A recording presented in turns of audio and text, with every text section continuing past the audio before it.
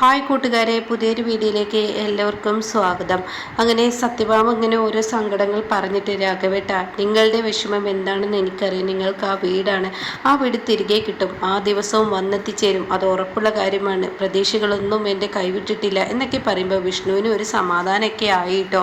അങ്ങനെ വിഷ്ണു ആ വാക്കുകൾ കേട്ട് വിഷ്ണു അവിടെ നിന്നും മാറുന്നുണ്ട്. എന്നാൽ ഈ സമയം ശ്യാമയെയും അതുപോലെ രോഹിത്തിനെയാണ് കാണിക്കുന്നത്. രണ്ടാളും പിണക്കങ്ങളൊക്കെ മറന്ന് ഇണക്കത്തിലോട്ട് പോയിക്കൊണ്ടിരിക്കുകയാണ് കേട്ടോ. അങ്ങനെ ശ്യാമ രോഹിത്തിന് ഒരു ചായയൊക്കെ കൊണ്ടുവന്ന് ഇട്ട് കൊടുക്കുകയാണ്. അങ്ങനെ രോഹിത്ത് ശ്യാമയുടെ കൂടെ ഇങ്ങനെ ഇരിക്കുകയാണ്. അങ്ങനെ ചായ രണ്ടുപേരും ഇങ്ങനെ പരസ്പരം കുടിച്ചും കൊണ്ടിരിക്കുമ്പോൾ ഉടൻ തന്നെ ശ്യാമ പറയുന്നത്, എത്ര നാളായി രോഹിത്ത് നിൻ്റെ കൂടെ ഈ സമാധാനത്തോടുള്ള ഈ ഒരു ചായ കൂടി കുടിച്ചിട്ട് എന്നൊക്കെ ഇങ്ങനെ പറയുമ്പോൾ രോഹിത്ത് പറയണേ, ഇനി നമുക്കിടയിൽ ഇങ്ങനെ തന്നെ. അപ്പോൾ ഇതുവരെ കഴിഞ്ഞത് ഒരു ദുസ്വപ്നമായിരുന്നു എന്ന് കരുതിക്കോ. ഇനി നമുക്കിടയിൽ നല്ലൊരു ജീവിതം വേണം. ഇനി പ്രശ്നങ്ങളൊന്നുമില്ലാതെ മുന്നോട്ട് പോകണം. നാളെ അച്ഛനെയും അമ്മയും പോയി കാണണം. അത് കേട്ട ഉടൻ തന്നെ ശ്യാമ അത് എന്ന് പറയുമ്പോൾ ഉടൻ തന്നെ രോഹിത്ത് പറയണേ, അവർ എന്നെ കാണുമ്പോൾ ഒരുപക്ഷെ സ്വീകരിക്കില്ല എന്ന് വരുമായിരിക്കും എന്നൊക്കെ ഇങ്ങനെ ഉടൻ തന്നെ ശ്യാമ പറയുന്നുണ്ട്, ഒക്കെ ശരിയാവും, അവരവരുടെ മനസ്സിലുള്ള ദേഷ്യങ്ങളൊക്കെ മറന്ന് രോഹിത്തിനെ സ്വീകരിക്കുക, അതെനിക്ക് ഉറപ്പാണ് എന്ന് പറയുമ്പോഴാണ് കേട്ടോ സുസ്മിത എത്തിയിരിക്കുന്നത്. സുസ്മിതയും ഉപേന്ദ്രനും കൂടി അവിടെ എത്തിയിരിക്കുകയാണ്. രോഹിത്തിനെ പൂട്ടാൻ തന്നെ എങ്ങനെയെങ്കിലും രോഹിത്തിൻ്റെ കൈകളിൽ നിന്ന് ആ സ്വത്ത് വാങ്ങിയെടുക്കാൻ, ആ വീട് വാങ്ങിയെടുക്കാൻ ചെയ്തത് വിഡ്ഢിത്തരമായി എന്ന തോന്നൽ അവർക്കിടയിൽ വന്നിരിക്കുന്നു കേട്ടോ. അങ്ങനെ അവർ കയറി വന്ന ഉടൻ തന്നെ സുസ്മിത, നിങ്ങൾ ഭാര്യ ഭർത്താക്കന്മാർ കൂടി ഇവിടെ അങ്ങ് കൂടാ എന്ന് വിചാരിച്ചോ? അത് കേട്ട ഉടൻ തന്നെ രോഹിത്ത്, ഞാൻ ഇവിടെയില്ലാതെ പിന്നെ എവിടെ? അത് കേട്ട ഉടൻ തന്നെ സുസ്മിത, ഇത് ഞങ്ങളുടെ വീടാണ്, ആ നമ്മുടെ വീട് എന്ന് പറഞ്ഞു സുസ്മിത. അത് കേട്ട ഉടൻ തന്നെ ഉപേന്ദ്രൻ പറഞ്ഞു, എടാ വേണ്ട, ഇത് എൻ്റെ വീടാണ്, ഞാൻ വാങ്ങിയ വീടാണ്, നിൻ്റെ പേരിലാക്കി തന്നു എന്നുള്ളത് സത്യം തന്നെ. അത് കേൾക്കുന്ന രോഹിത്ത്, അതൊക്കെ എനിക്ക് നന്നായി അറിയാവുന്നതാണ്, എന്നാൽ നന്നായി അറിയാവുന്നെങ്കിൽ നീ ഈ സമയം ഈ വീട്ടിൽ നിന്ന് ഇറങ്ങണം. അത് കേൾക്കുന്ന രോഹിത്ത്, അത് പറ്റത്തില്ലല്ലോ, കാരണം എനിക്കിനി പോവാനൊരു ഇടമില്ല, അതുകൊണ്ട് തന്നെ എനിക്കിവിടെ നിൽക്കണമെന്ന് പറയാനിട്ടോ. ഇത് കേൾക്കുന്ന സുസ്മിതക്ക് അങ്ങ് ദഹിച്ചില്ല. സുസ്മിത പറയാണ്, എടാ നീ നിൻ്റെ കുഴി തോണ്ടി, അത്ര തന്നെ എനിക്ക് പറയാനുള്ളൂ. നീ നിൻ്റെ കുഴിയിലോട്ട് പോകാനുള്ള ആ ഇത് നീ എൻ്റെ അടുത്തോട്ട് ചോദിച്ച് വാങ്ങിയിരിക്കുകയാണ്, അതിന് ഞാൻ നിനക്ക് തിരിച്ചടിക്കും. ഇത് സുസ്മിതയാണ്, സുസ്മിത എന്നൊക്കെ ഇങ്ങനെ സുസ്മിത രോഹിത്തിൻ്റെ മുഖത്തടിച്ച് പറയുമ്പോൾ രോഹിത്ത് അതിലേറെ പുലിയല്ല പുപ്പുലിയാവാൻ പോവാണ് കേട്ടോ. കാരണം രോഹിത്തിൻ്റെ മനസ്സിൽ കുറച്ച് പ്ലാനുകളുണ്ട്, അതാരും അറിയാതെ ഇനി മുന്നോട്ട് നീക്കാൻ കേട്ടോ. ഇതേ സമയം ശാലിനിയാണ് കാണിക്കുന്നത്. ശാലിനി ഇങ്ങനെ ഇരുന്ന് അനൂപിനുമായി സംസാരിക്കുക. അനൂപ് പറയാണ്, എനിക്ക് നൂർജഹാൻ ഇല്ലാതെ കഴിയില്ല, ആ പെൺകുട്ടി എങ്ങനെയെങ്കിലും വിവാഹം കഴിച്ചു തരണം, എൻ്റെ കുഞ്ഞേച്ചി എൻ്റെ കൂടെ നിൽക്കുമോ? എടാ നീ എന്താടാ ഈ പറയുന്നത്? നിൻ്റെ അമ്മ അവരുടെ കാര്യം ഒന്ന് ആലോചിച്ച് നോക്ക്. അവർ ഇനിയിപ്പോൾ എന്താ നിന്നോട് പറയുക? ഞാനിപ്പോൾ നിന്നെ വിവാഹം കഴിപ്പിച്ച് തന്നാലും അവർ നിന്നെയും അവളെയും മരുമകളായി സ്വീകരിക്കുമോ എന്ന് പറയാൻ പറ്റുമോ എന്നൊക്കെ അതിന് ചോദിക്കുമ്പോൾ ഉടൻ തന്നെ, അതൊന്നും എനിക്കറിയില്ല കുഞ്ഞേച്ചി എൻ്റെ ഒപ്പം നിൽക്കുമ്പോൾ അതൊക്കെ പിന്നീടുള്ള കാര്യമല്ലേ, എനിക്കിപ്പോൾ അവളെ സ്വന്തമാക്കണം, വേറൊരു ജീവിതം എനിക്കില്ല. കുഞ്ഞേച്ചിക്ക് സ്നേഹത്തിൻ്റെ വില അറിയുന്നതല്ലേ കുഞ്ഞേച്ചി, പ്ലീസ് കുഞ്ഞേച്ചി എനിക്കിത് എന്തെങ്കിലും ചെയ്ത് നടത്തിത്തരണം. അവിടെ നിൻ്റെ അമ്മയുടെ കാര്യമാണ്, പ്രത്യേകിച്ച് ശാരദാമ്മയുടെ മക്കളും നിൻ്റെ കാര്യത്തിൽ ഇടപെട്ടു എന്ന് തോന്നിക്കഴിഞ്ഞാൽ നിൻ്റെ അമ്മ പിന്നെ വെറുതെ ഇരിക്കില്ല, അവരുടെ കലയും കൂടി ഞങ്ങൾ കാണേണ്ടി വരും. കുഞ്ഞേച്ചി എനിക്ക് വേറെ ആരുമില്ല, എന്നാൽ നീ ഒരു പണി ചെയ്യേ, നമുക്ക് നിൻ്റെ അമ്മയോട് ഈ കാര്യങ്ങളെല്ലാം തുറന്നു പറയാം എന്ന് ഉടൻ തന്നെ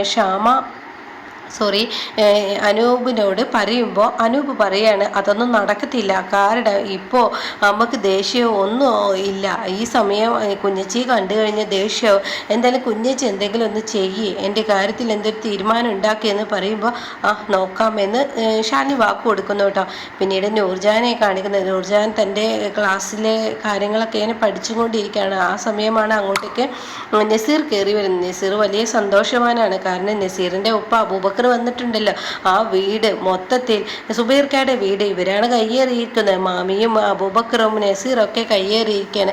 അങ്ങനെ നസീർ, എന്താ നീ പഠിച്ചും കൊണ്ടിരിക്കുന്നത്? എൻ്റെ നസീർക്ക, നിങ്ങൾക്ക് ഞാൻ എന്താ പഠിക്കുന്ന പോലും ഒന്നും അറിയില്ല, എന്തിനു ഞാനതറിയണം? സാധാരണ ഞങ്ങളുടെ തറവാട്ടിൽ പെൺകുട്ടികൾ പഠിച്ച് ജോലി വാങ്ങുന്ന സ്വഭാവം, ശമ്പളം വാങ്ങുന്ന സ്വഭാവം ഞങ്ങളുടെ തറവാട്ടിലില്ല, അതുകൊണ്ട് തന്നെ എനിക്കത് അറിയേണ്ട ആവശ്യമില്ല. അത് കേട്ടോടെ തന്നെ, എന്താ നിങ്ങൾക്കത് അറിയണ്ടെങ്കിൽ എനിക്കറിയണം, എൻ്റെ ജോലി എൻ്റെ പഠിപ്പ് അതൊക്കെ എൻ്റെ കാര്യമാണ്, അത് ഞാൻ എന്തായാലും ചെയ്തിരിക്കുമെന്ന് പറയാനേട്ടാ. അത് കേൾക്കുന്നതിനോടുകൂടി അബൂബക്കർ പറയണേ, നസീറിൻ്റെ ഉപ്പ അതൊന്നും നടക്കത്തില്ല കൊച്ചെ ഇവിടെ പെൺകുട്ടികൾ ആരും പറയുന്നത് കേട്ട് ഇവിടെ ഈ വീട് മുന്നോട്ട് പോയിട്ടില്ല. ആണുങ്ങൾ അങ്ങ് തീരുമാനമെടുക്കും. ആണുങ്ങളുടെ തീരുമാനത്തിനനുസരിച്ച് ഇവിടുത്തെ പെണ്ണുങ്ങൾ അങ്ങ് കേട്ടോണം. അത് കേട്ടോടെ തന്നെ നൂർജ പറയണേ, എനിക്കൊരിക്കലും നടക്കില്ല. കാരണം എൻ്റെ ഉപ്പ സുബൈർക്ക, എൻ്റെ ഉപ്പ പഠിക്കാനാണ് എന്നോട് പറഞ്ഞിട്ട്. അത് നിന്റെ ഉപ്പയല്ലേ, ഇപ്പം നിന്റെ ഉപ്പയല്ലല്ലോ കാര്യങ്ങൾ നോക്കുന്നത്, ഞങ്ങളല്ലേ നിന്റെ കാര്യങ്ങൾ നോക്കുന്നത്. ഒരു കാര്യം നിന്റെ മുഖത്തടിച്ച് പറയുന്നു. അപ്പോഴേക്കും സുബൈറിൻ്റെ പെങ്ങൾ മാമിയും പറയണം കേട്ടോ, അതെ നീ ഇപ്പൊ ഒന്നും പറയണ്ട നൂർജ, നീ ഒന്നും മിണ്ടാതിരിക്കുക. അപ്പോൾ അത് ഉടൻ തന്നെ നൂർജയുടെ സുബൈർക്കാടെ പെങ്ങളുടെ ഭർത്താവ് പറയണേ, അബൂബക്കർ പറയണേ, നസീറിൻ്റെ ഉപ്പ പറയണേ, ഇനിയിപ്പോൾ വാക്കും പറച്ചിലും തർക്കമൊന്നുമില്ല. ഈ മാസം തന്നെ നിന്റെ വിവാഹം അത് ഉറപ്പിക്കുകയാണ്. ഞാൻ പോകുന്നതിന് മുന്നേ നിന്റെ വിവാഹം നടത്തിയിരിക്കുമെന്ന് പറയണ്ട.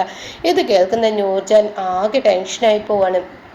പിന്നീടാണെങ്കിലോ ഇങ്ങനെ പപ്പിയെയും സത്യയെയും കാണിക്കുന്നത്, അവരിങ്ങനെ ഉമ്മറത്തിരിക്കുമ്പോൾ രണ്ട് ഗുണ്ടകൾ ഇങ്ങനെ വരികയാണ്. അങ്ങനെ ഗുണ്ടകൾ വന്നിട്ട് ഇങ്ങനെ എവിടെ ശാരദാമ്മ വന്ന് ചോദിക്കുമ്പോഴേക്കും അതിൽ സത്യ എണീറ്റ് പോവാണ്. ശാരദാമ്മ എന്ന് പറഞ്ഞ് എണീറ്റ് പോകുമ്പോഴേക്കും പപ്പി ആ രണ്ട് ഗുണ്ടകൾ അങ്ങ് തൻ്റെ വണ്ടിയിലോട്ട് എടുത്തിടുന്ന ആ രംഗമാണ് കേട്ടോ. അത് കാണുന്നതിനോട് കൂടിയിട്ട് ശ്യാമ ഞെട്ടി ഉണരുകയാണ്.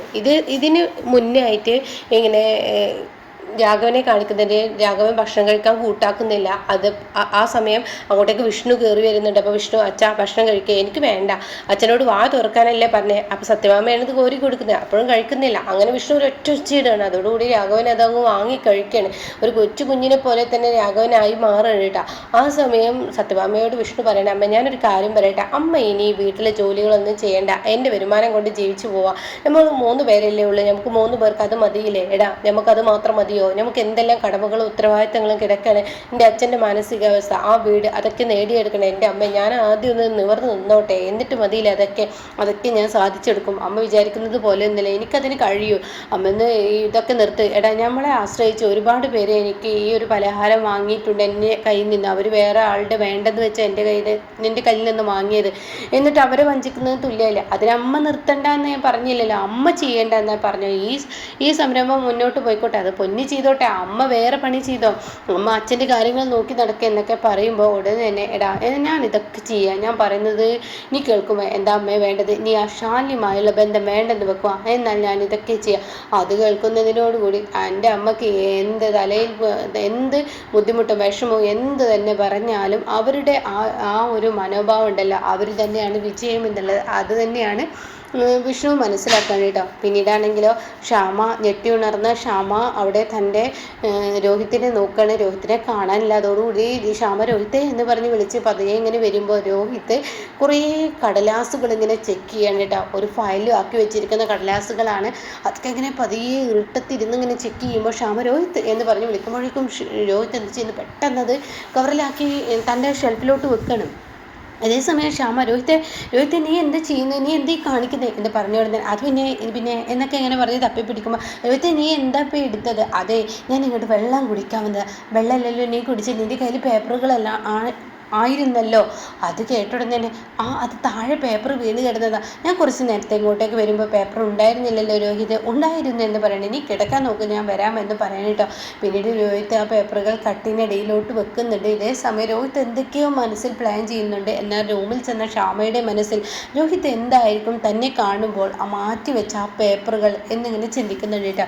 അപ്പോൾ ഇങ്ങനെയൊക്കെയുള്ള ഒരു സീനിലാണ് ഇന്നത്തെ എപ്പിസോഡ് നിർത്തിയിരിക്കുന്നത്.